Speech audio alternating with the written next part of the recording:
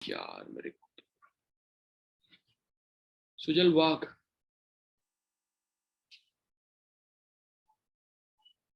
Sujal Wagh, where are you? Yes, sir.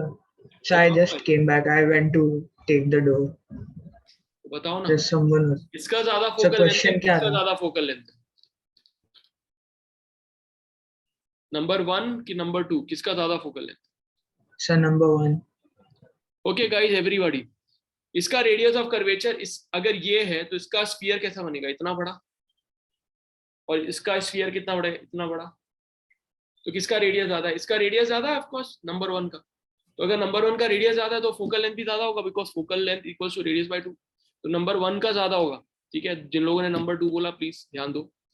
तो ये इस लेंस का ज्यादा है फोकल लेंथ, इस लेंस का कम है फोकल लेंथ। ठीक है, ओके। तो इनफैक्ट कोई चीज दूर होती है तो हमको उसको देखने के लिए ज्यादा फोकल लेंथ चाहिए, कोई चीज पास है तो उसको देखने के लिए हमको कम फोकल लेंथ चाहिए। ठीक है, तो इसलिए हमको जब कोई चीज पास आ रही होती है तो हम उसको ऐसे दबाना पड़ता है अपनी आंख को, ताकि उसकी फोकल लेंथ कम हो। ठीक है, कूल। और दूर देखना हो तो हम अपनी आंख को रिलैक्स छोड़ देते हैं और ऐसे और स्ट्रेच करते हैं इनफैक्ट, ताकि दिखे कि दूर क्या है। राइट, तो ये हम करते हैं। तो ये कौन करता है? सीलियरी मसल्स करते हैं, जो हमारी लेंस को स्ट्रेच करते हैं दूर देखने के लिए, और पास देखने के लिए उसको कॉन्ट्रैक्ट करते हैं, उसकी फोकल लेंथ कम करते हैं। ओके, रेटिना, रेटिना वो एक पीछे होता है सेंसिटिव, फोटो सेंसिटिव स्टफ, जिसपे इमेज बनती है।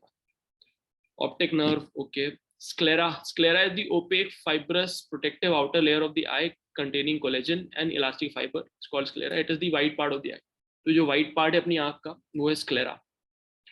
ब्लाइंड स्पॉट वो है जहाँ पे कोई रॉड्स कोई कोन्स नहीं होते, तो कुछ डिटेक्ट नहीं होता बेसिकली। ओके, आंख के बाहर जो लिक्विड है उसको कहते हैं aqueous humour, which is between cornea and eye lens. जो आई लेंस जहाँ पे है वहां पे बाहर की तरफ है एक्वस ह्यूमर, और अंदर की तरफ लेंस और रेटिना के बीच में अंदर की तरफ जो है वो है विट्रस ह्यूमर। अकोमोडेशन का मतलब होता है the ability of the property of the eye lens to focus both near and distant objects on to retina. It's called accommodation. कि पास को भी देख पाता है, दूर को भी देख पाता है, that's called accommodation of the eye. Power of accommodation का मतलब हुआ maximum variation in the power of eye lens for focusing near and far. तो जितना दूर देखा उसका पावर, जितना पास देखा उसका पावर, उसमें कितना डिफरेंस है, that is the power of accommodation. Power का फॉर्मूला क्या होता है मुझे बताएगा कौन? आर्या बताओ। So power is equal to 1/f. हाँ, 1/f। ठीक है, तो दूर In देखने के लिए हमको meters. ज्यादा पावर चाहिए कि कम पावर चाहिए? Sorry, sir. दूर देखने के लिए ज्यादा पावर चाहिए कि कम पावर चाहिए?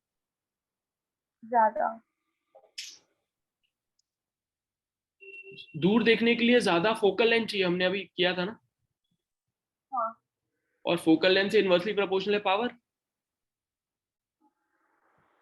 तो दूर देखने के लिए कम पावर चाहिए, ज्यादा फोकल लेंथ चाहिए। पास देखने के लिए कम फोकल लेंथ, ज्यादा पावर चाहिए। ठीक है, हाँ। Okay. Far point of the eye का मतलब है जितना दूर का डिस्टेंस देख सकता है ह्यूमन आई, वो हो गया फार पॉइंट। नियर पॉइंट हो गया जितना पास का डिस्टेंस देख सकता है। तो मेरा नियर पॉइंट, तुम्हारा नियर पॉइंट अलग अलग होगा, है कि नहीं? एज के हिसाब से चेंज होता रहता है। नॉर्मली ह्यूमन बीइंग का होता है 25 सेंटीमीटर। परसिस्टेंस ऑफ विजन का मतलब होता है कि तुम्हारे दिमाग में रेटिना पे एक इमेज बनी तो वो 1/16 सेकेंड के लिए रहती है इमेज।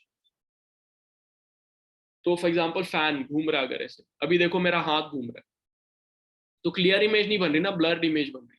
क्यों? क्योंकि अभी ये इमेज बनी, फिर मैंने घुमा दिया तो ये इमेज भी बनी, फिर ये इमेज भी बनी, लेकिन इतनी जोर से घुमाया कि एक के ऊपर एक इमेज बनते जा रही है, तो इसलिए ब्लर्ड दिख रही है तुम्हें, मुझे भी दिख रही है, मतलब सबको दिख रही है। ओके, ओके, ये हो गया आई, ऐसा दिखता है। राइट, आंख का डायमीटर होता है 2.3 सेंटीमीटर। ह्यूमन आई इज रफली spherical in shape with a diameter of 2.3 centimetre. इतना डायमीटर, बस इतना सा, इतनी सी आंख है अपनी, सोचो। इतनी सी आंख में इतना कुछ दिखता, हाउ अमेजिंग। ठीक है, तो अब ये parts and function of human आई जो है ये तुम नोट्स में लिखोगे, तो मैंने उधर लिख दिया ऑलरेडी कि तुमको होमवर्क है। इसकी इमेज कैसे बनती है? इमेज ऐसे बनती है कि लाइट रे ऐसे जाती है और पहले, सबसे पहले किस चीज को हिट करती है लाइट रे?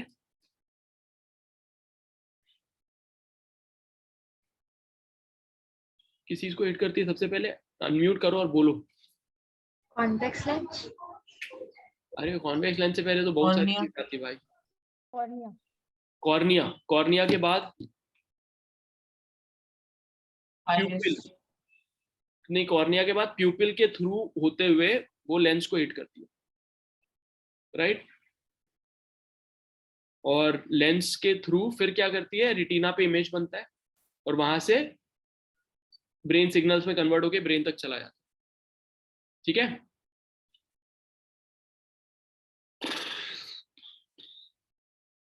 कौन से मसल्स हमारे लेंस का फोकल लेंथ चेंज करते हैं? Ciliary muscles. Ciliary muscles will change the focal length of our lens to make sure that the image is created on retina. अभी अगर तुम ठीक से खाना वाना नहीं खाओगे, न्यूट्रिशन की कमी होती, तो क्या होता है, वो वहां के मसल्स हार्ड हो जाते हैं और हार्ड हो जाने के कारण फिर जितनी जरूरत है उतना बेंड नहीं कर पाते लेंस को, तो उसके कारण कुछ प्रॉब्लम्स हो जाती हैं आंखों में, वो जो हम बताएंगे अभी। रेटिना में कैसे पता चल जाता है उसको कि क्या इमेज बन रही है? तो रेटिना में दो सेल्स होते हैं, दो टाइप के सेल्स होते हैं, एक होता है रॉड्स और एक होते हैं कोन्स। तो रॉड्स डिटेक्ट करते हैं कि ब्राइटनेस कितनी है, जो इमेज बन रही है उसकी हर एक पॉइंट पे ब्राइटनेस कितनी कितनी है, दैट इज रॉड्स। और कोन्स जो होते हैं वो कलर डिसाइड करते हैं, कलर फिगर आउट करते हैं कि जो बन रहा है इमेज, इसका इस पॉइंट पे कलर क्या है, इस पॉइंट पे कलर क्या है। Cones, C for cones, C for colours, ऐसे याद रहेगा तुम्हें, रॉड्स एंड कोन्स। ठीक है,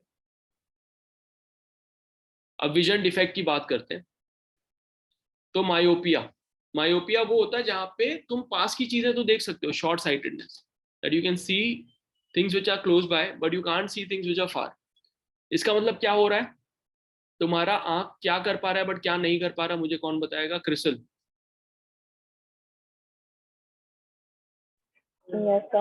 So the eyes can see the like far away objects and it can't see the near objects. नहीं नहीं, आई शॉर्ट साइटेडनेस है, मायोपिया मतलब शॉर्ट साइटेड, तुम शॉर्ट साइटेड हो, पास का दिख रहा है, लॉन्ग फार साइटेड नहीं हो, अच्छा, मैं लेंटा दूर का हूँ। नहीं दिख रहा। तो अगर Okay, short sorry. Sighted So हो, पास का दिख रहा है, तो क्या कर पा रहे हो तुम? able to see nearby objects. हाँ, तो कैसे फोकल लेंथ को क्या कर पा रहे? कम कम होता है। हाँ, तो फोकल लेंथ को हम दबा पा रहे हैं, कम कर पा रहे हैं, लेकिन जब उसको स्ट्रेच करते हैं तो पूरी तरह स्ट्रेच नहीं कर पा रहे दूर का देखने को, राइट है कि नहीं? ये हुआ मायोपिया। अभी मुझे बताओ कि दूर के देखने के लिए कम पावर चाहिए, अभी हमने डिसाइड किया ना, because power is inversely proportional to F. लेकिन हम पूरा दूर का नहीं देख पा रहे, पूरा स्ट्रेच नहीं कर पा रहे, इसका मतलब पूरा कम नहीं कर पा रहे, अभी हमको और कम करना है पावर। तो और कम करने के लिए हम कौन सा पावर यूज करेंगे? नेगेटिव पावर, तभी तो कम कर पाएंगे ना, जो भी पावर है हमारी आंख का उसमें से नेगेटिव करेंगे तभी तो और कम होएगा। तो नेगेटिव पावर कौन से लेंस में होता है?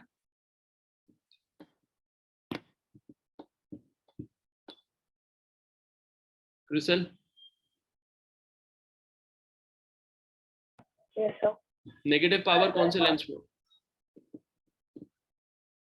Power is 1/f। तो अगर पावर नेगेटिव है तो एफ नेगेटिव होना चाहिए, एफ नेगेटिव होना चाहिए मतलब कौन सा लेंस, किसमें एफ लेफ्ट की तरफ जाता है?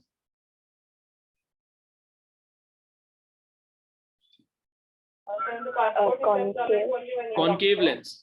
तो कॉनकेव लेंस में नेगेटिव पावर है, इसलिए हम कॉनकेव लेंस यूज करेंगे दूर का देखने के लिए, क्योंकि हमको पावर कम करना है, तभी दूर का दिखेगा। Get it? Got the logic? आया? Concave lens. और अगर हम फार साइटेड है, हमको दूर का दिखता है, पास का नहीं दिखता, इसका मतलब क्या प्रॉब्लम है कि हम फोकल लेंथ को कम नहीं कर पा। फोकल लेंथ कम मतलब पावर ज्यादा, तो हमको और ज्यादा पावर चाहिए, तो हम एड पॉजिटिव पावर यूज करेंगे अपने चश्मे में। तो पॉजिटिव पावर मतलब कौन सा लेंस? कॉन्वेक्स। Convex lens. तो now you got the logic. So this is the reason why we use concave lens to correct myopia and convex lens to correct hypermetropia, which is hypermetropia मतलब दूर का दिख रहा पास का नहीं दिख रहा. Okay. उसके बाद एक और डिजीज होता है जिसमें दोनों ही नहीं दिखता, ना दूर का दिखता ना पास का दिखता. तो वो हो गया प्रेस बायोपिया. बीच का कहीं दिखता है, ना दूर का दिखता ना पास का दिखता, तो बीच का कहीं दिखता है, उसको कहेंगे प्रेस बायोपिया. एस्टिग्मैटिज्म वो होता है जहाँ पे a vision defect in which the eye cannot focus objects both in vertical and horizontal lines clearly. तो उसको लाइन सही नहीं दिखती है, दोनों वर्टिकल और हॉरिजॉन्टल. ठीक है, तो वो इसलिए होता है बिकॉज थोड़ा डिफॉर्म्ड हो जाता है लेंस का शेप, इसलिए वो क्लियरली नहीं दिखता. कलर ब्लाइंडनेस वो होता है जहाँ पे कलर ही नहीं दिखता. कलर नहीं दिखता मतलब क्या मिसिंग होगा उस आंख में? Iris. भाई आइरिस कैसे मिसिंग होगा यार? होगा. Cones are the ones that would detect color, so they are missing. Iris से कलर का क्या रिलेशन है भाई? कैटरैक्ट में क्या होता है कि जो लेंस है हमारी आंख का वो किससे बना होता है? लेंस प्रोटीन से. तो वहां पे अगर कोई और लेयर बन जाए किसी और चीज की तो वो मिल्की हो जाता है, धुंधला हो जाता है, तो वो हो जाता है कैटरैक्ट. तो अगर ठीक से खाओगे वाओगे तो नहीं होएगा कैटरैक्ट. और कॉन्टैक्ट लेंस, तो जो हम लगाते हैं लेंस डिफेक्ट को सही करने के लिए उसको कहते हैं कॉन्टैक्ट लेंस. ओके, मायोपिया जैसे कि मैंने अभी समझाया, मायोपिया में हम कॉन्केव लेंस यूज करते हैं. क्यों यूज करते हैं? Because we need to reduce our power, क्योंकि हमको दूर का देखना है, पास का तो दिख रहा है ऑलरेडी. तो we use negative power which is by concave lens. कितने का कॉन्केव लेंस यूज करना है वो भी हमको पता चल जाएगा. तो हमको ये देखना है कि अगर हम दूर का देख रहे हैं, पूरी आंख रिलैक्स स्टेट में कहाँ तक का इमेज बना रही है, उसके बाद हमको और कितना फोकल लेंथ चाहिए, उसके हिसाब से हमको पता चल जाएगा कि हमको कितने पावर का लेंस यूज करना चाहिए. ओके, हाइपरमेट्रोपिया में दूर का नहीं दिखता, दूर का दिखता पास का नहीं दिखता, उसके केस में हम कॉन्केव लेंस और कॉन्वेक्स लेंस यूज करेंगे बिकॉज हमको ऐड करना पावर, तो पॉजिटिव पावर. प्रेस बायोपिया में दोनों नहीं दिखता तो हम दोनों मिला के करेंगे यूज. ये हो गया. एस्टिग्मैटिज्म में हम सिलिंड्रिकल लेंस यूज करते हैं. बस खत्म हो गया ये वाला. ठीक है, तो ये भी तुम अभी नोट्स में जब लिखोगे तो तुमको याद रहेगा, बट कॉन्सेप्ट मैंने समझा दिया. Now coming to prism. जो भी अभी तक समझाया समझ में आया क्लियरली? ओके. हाँ, कुछ doubt? Okay, now let's talk about prism. Prism देखा है?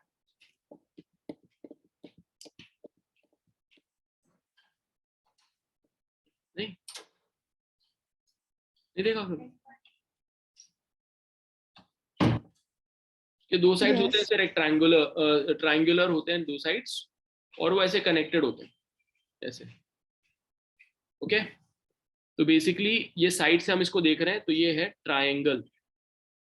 अब यहाँ पे लाइट जाती है अंदर, यहाँ पे एक रिफ्रैक्शन हुआ, ये ग्लास का बना हुआ है, तो ये एंगल ऑफ इंसिडेंस हुआ, ये नॉर्मल है, तो ये एंगल ऑफ रिफ्रैक्शन हुआ, ये वाला एंगल ऑफ रिफ्रैक्शन. तो यहाँ पे लाइट ऐसे गई, फिर यहाँ पे एक और रिफ्रैक्शन हुआ, फिर लाइट ऐसे निकली.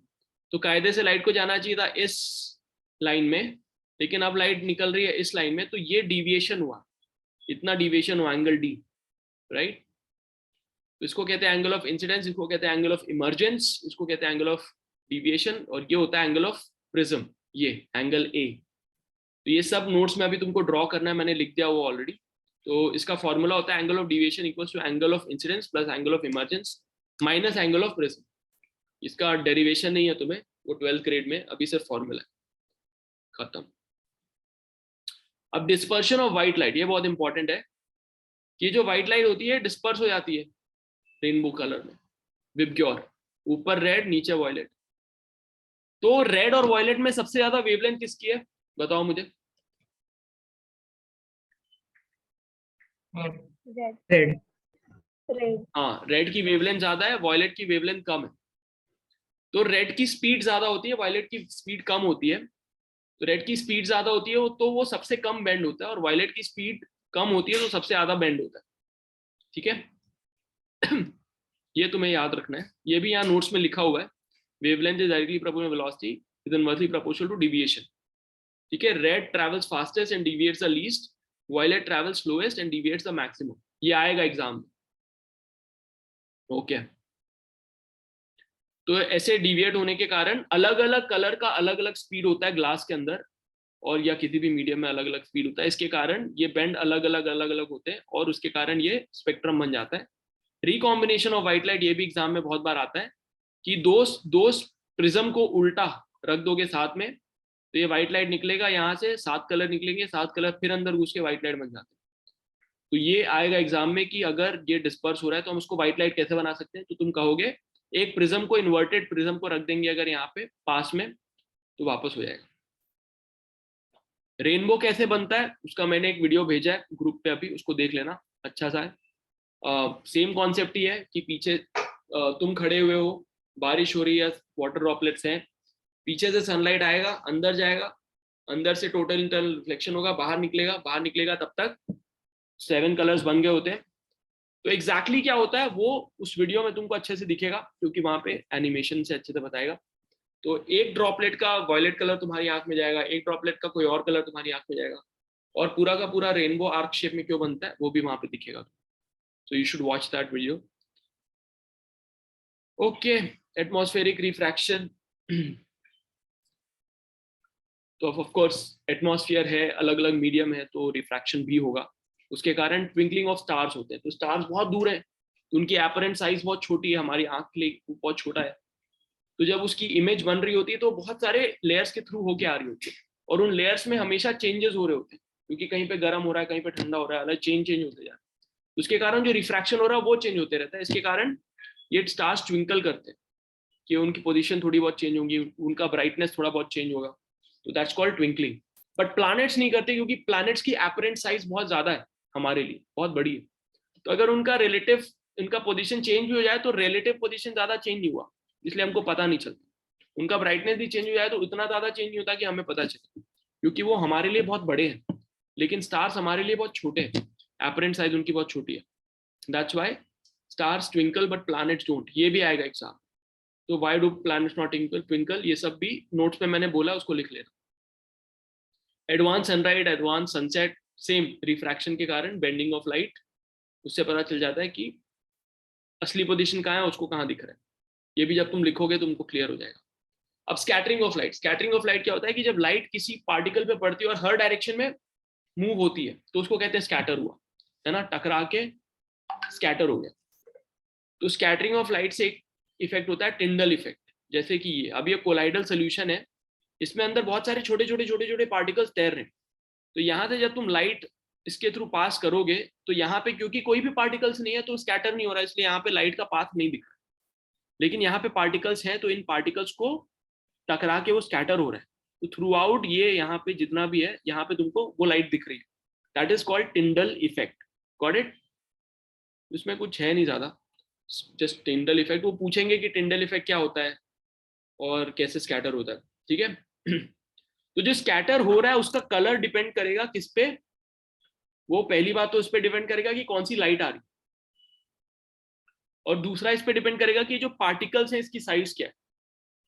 तो हमारा जो स्काई है ये ब्लू दिखता है बिकॉज ये स्कैटर करता है लाइट को, और जो स्काई में जो पार्टिकल्स हैं वो इतने छोटे हैं तो वो ब्लू कलर दिखाते हैं। लेकिन अगर स्काई के पार्टिकल्स बड़े होते, लार्जर साइज में होते, तो वो हायर वेवलेंथ का कलर दिखाते, ठीक है, रेड, और उस रेंज में दिखाते। तो ये फॉर्मूला तुमको लिख लेना। टिंडल इफेक्ट भी हो गया। मेरे पास लेस देन अ मिनट बचा हुआ है। Colour of sunrise and sunset, ये तुम्हारे सिलेबस में नहीं, लेकिन फिर भी इसको पढ़ लेना।